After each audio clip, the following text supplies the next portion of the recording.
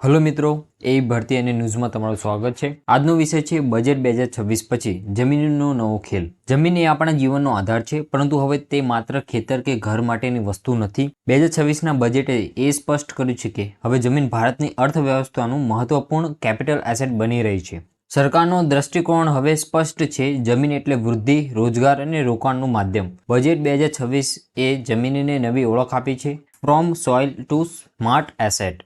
Budget 2026ની જમીન સંબંધિત મુખ્ય જાહેરાતોની આપણે અહીંયા વાત કરીએ। આ વર્ષે સરકારે જમીન ક્ષેત્રે માટે 5 મોટા નિર્ણય લીધા છે, જેમાં પહેલાની વાત કરીએ તો નેશનલ લેન્ડ બેંક પોર્ટલ। દરેક જમીનોને ડિજિટલ નકશો, માપણી, વિસ્તાર અને માલિકીની માહિતી એક ક્લિકમાં મળશે।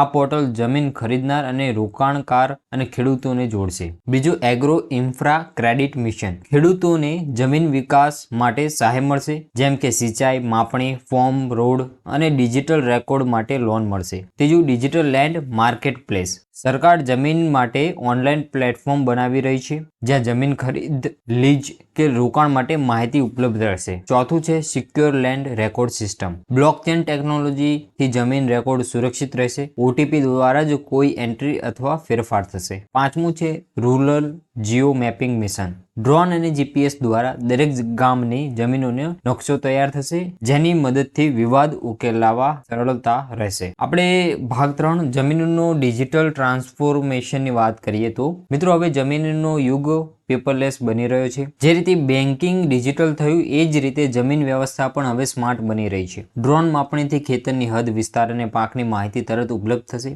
જમીનના માલિકને હવે કોઈ ઓફિસમાં જવાનું નથી। એની રોડ જેવી સાઇટ પરથી રેકોર્ડ, નકશો અને સર્ટિફિકેટ મળી જશે। સરકારે કહ્યું છે કે 2027 સુધી 100% ડિજિટલ લેન્ડ રેકોર્ડ સિસ્ટમ તૈયાર થશે। આનો અર્થ એ છે કે દરેક ઇંચ જમીન હવે ઓનલાઈન દેખાશે, કોઈ છુપાયેલી માલિકી નહીં। ભાગ 4 રોકાણકારો માટે જમીનનો નવો માળખો। બજેટ પછી જમીન ફક્ત ખેડૂતો માટે નહીં, પરંતુ રોકાણકારો માટે પણ ઓપોર્ચ્યુનિટી બની છે। સરકારે લેન્ડ ઇન્વેસ્ટમેન્ટ ફેસિલાઇઝેશન સ્કીમ જાહેર કરી છે, જે હેઠળ ઉદ્યોગ અને ઇન્વેસ્ટર ખેડૂતો સાથે સીધું કરાર કરી શકે છે। ઉદાહરણ તરીકે, ખેડૂત પાસે 5 એકર જમીન છે, રોકાણકારે ત્યાં સોલાર પ્રોજેક્ટ અથવા હાઈટેક ફાર્મ લગાવી શકે છે। ખેડૂતોને જમીન ગુમાવવી નહીં પડે, પણ તેનાથી વાર્ષિક આવક મળશે। આ મોડલને કહેવામાં આવે છે રેવન્યુ શેરિંગ મોડલ। જમીન ખેડૂતોની રોકાણ ટેકનોલોજીનો અને નફો બંને। ભાગ 5 નવા કાયદા અને નીતિ પરિવર્તન। બજેટ 2026 પછી કેટલાક કાયદામાં સુધારા થયા છે। Land ownership bill.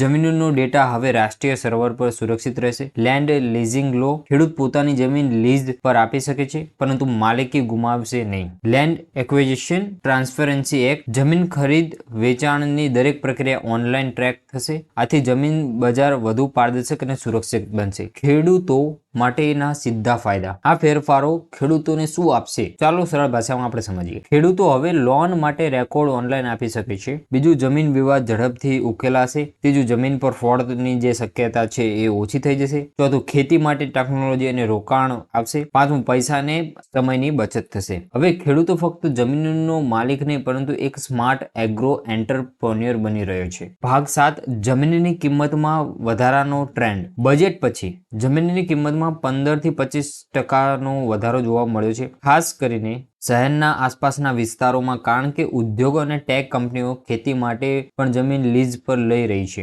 પરંતુ ખેડૂતો માટે આ સારા સમાચાર છે, કારણ કે હવે જમીનનું માર્કેટ વ્યૂ વધતું જાય છે। જમીનને એસેટ તરીકે જોવાની વિચારસરણી વધી રહી છે, અને આ લેન્ડ ઇકોનોમી રિવોલ્યુશન છે। ભાગ 8 રાજ્ય સરકારની યોજનાઓ। તો ગુજરાત, મહારાષ્ટ્ર અને મધ્યપ્રદેશમાં જમીન સુધારણા માટે નવી યોજનાઓ આવી છે। ગુજરાત ડિજિટલ લેન્ડ મિશનની વાત કરીએ તો 2027 સુધી દરેક ગામોમાં ડિજિટલ નકશો તૈયાર કરવો। સ્માર્ટ ખેડૂત પોર્ટલ 2.0 ની વાત કરીએ તો જ્યાં ખેડૂતને પોતાની જમીનના રેકોર્ડ અને ફાઇલનો ઇતિહાસ જોઈ શકાશે। જમીન સહાય યોજના। અનુસૂચિત જાતિના ખેડૂતોને જમીન ખરીદ માટેની સહાય। આ યોજના ખેડૂતોને ટેકનોલોજી, સહાય અને સુરક્ષા માટે ત્રણેય અપાશે। ભાગ 9 ડેટા સિક્યુરિટી અને બ્લોકચેન સિસ્ટમની અહીંયા વાત કરીએ તો જમીનનો સૌથી મોટો પ્રશ્ન હતો ભ્રષ્ટાચાર અને ડુપ્લિકેટ રેકોર્ડ। હવે શક્ય નથી। બ્લોકચેન ટેકનોલોજીથી જમીનનો ડેટા સીલ થશે। ઓટીપી દ્વારા મંજૂરી પછી જ ફેરફાર થઈ શકે, એટલે હવે કોઈ પણ ખોટી રીતે જમીન પોતાના નામે કરી શકશે નહીં। ખેડૂતો માટે આ સુરક્ષિત શિલ્ડ જેવું છે। ભાગ 10 ટેકનોલોજી અને ભવિષ્યમાં જમીનનો ડેટા એઆઈ અને સેટેલાઇટ ઇમેજ સાથે જોડાશે, એટલે ખેતરમાં કયો પાક છે, કેટલી ઉપજ થઈ શકે છે એનો અંદાજ સરકાર પહેલેથી જ લગાવી શકે. આથી ખેડૂતોને સમયસર સહાય અને વીમો મળશે. 2030 સુધી દરેક જમીનનો 3D નકશો અને સ્માર્ટ લેન્ડ કાર્ડ તૈયાર થશે. તો મિત્રો, હવે જમીન ફક્ત કાગળ નહીં રહી, તે ડિજિટલ દસ્તાવેજ, રોકાણોનો સાધન અને વિકાસનો આધાર બની ગઈ છે. બજેટ 2026 ખેડૂત અને રોકાણકારો બંને માટેનો નવો માર્ગ ખોલ્યો છે. જમીન એટલે હવે ગ્રોથ, અર્નિંગ અને એમ્પાવરમેન્ટ. જો આ માહિતી ઉપયોગી લાગી હોય તો લાઈક કરો, કોમેન્ટ કરો, શેર કરો, તેથી દરેક ખેડૂત સુધી આ નવો યુગ પહોંચાડો. જય જવાન, જય કિસાન, જય digital Bharat. Thank you for watching the video.